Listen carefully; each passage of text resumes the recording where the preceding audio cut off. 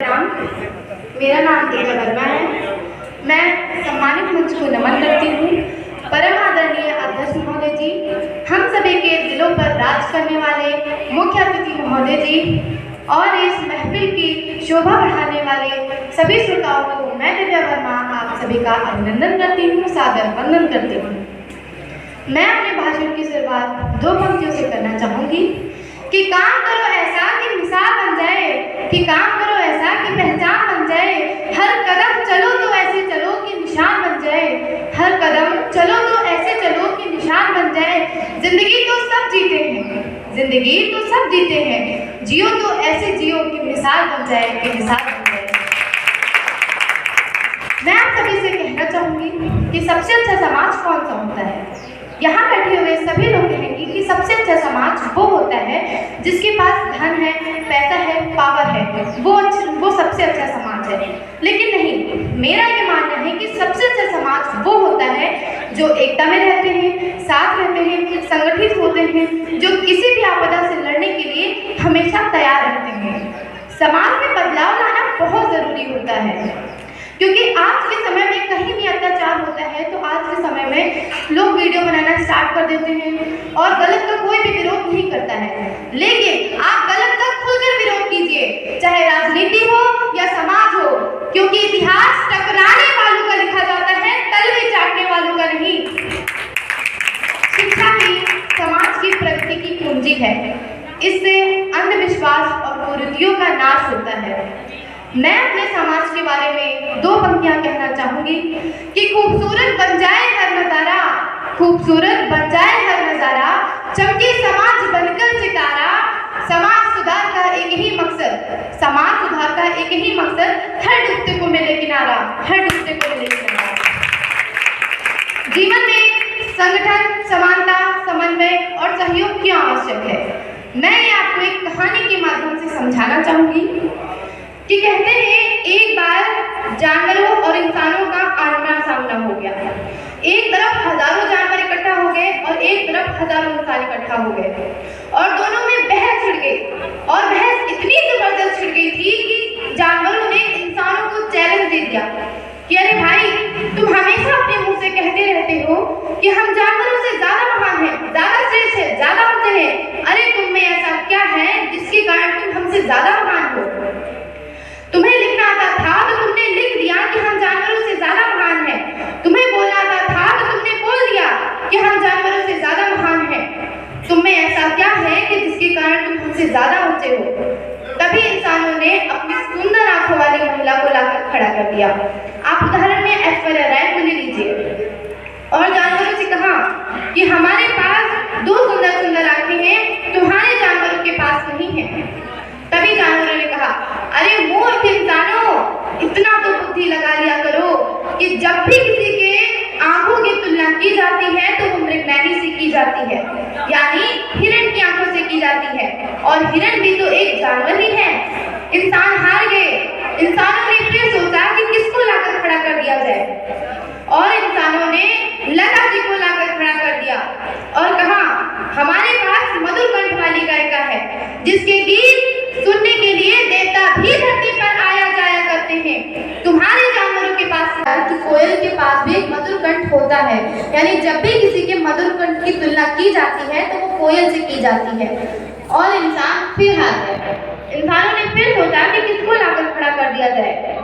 इंसानों ने फिर मोदी जी को लाकर खड़ा कर दिया और कहा कि हमारा मोदी कैसा है? हमारा मोदी शेर जैसा है।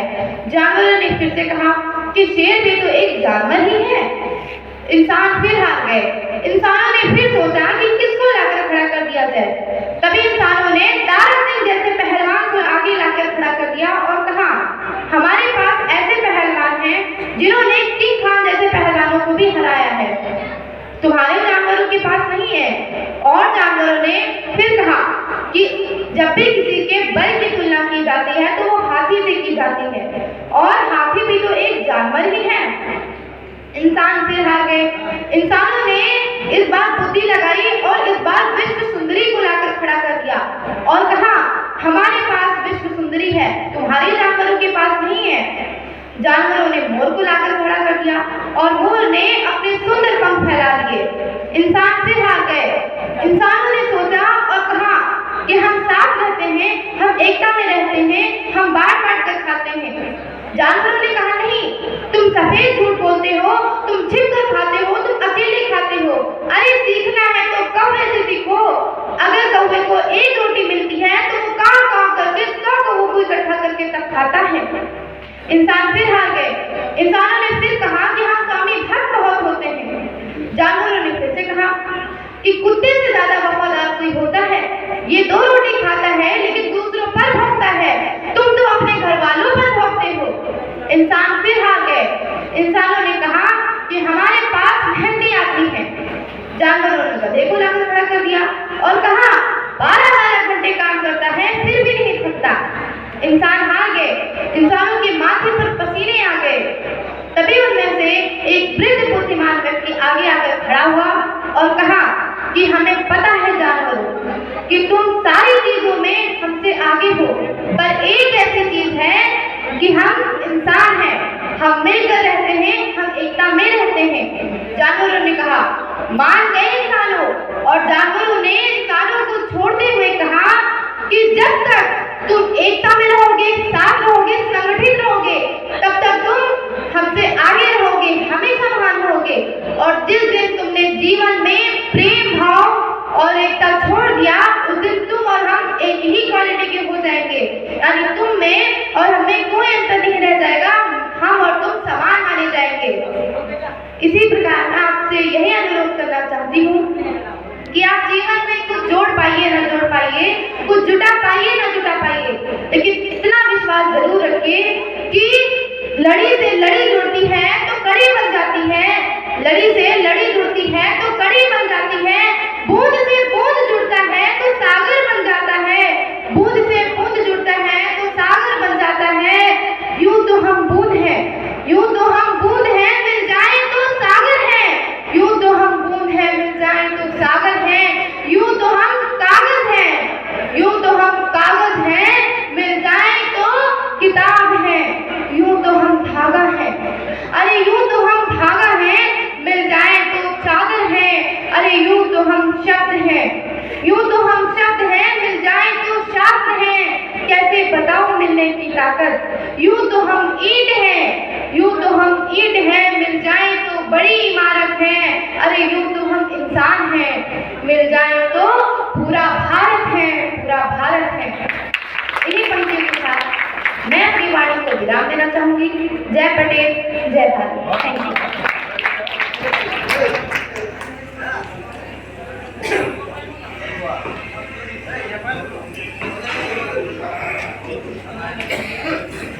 मैं श्रृंखला के अनुसार सर्वप्रथम मुख्य अतिथि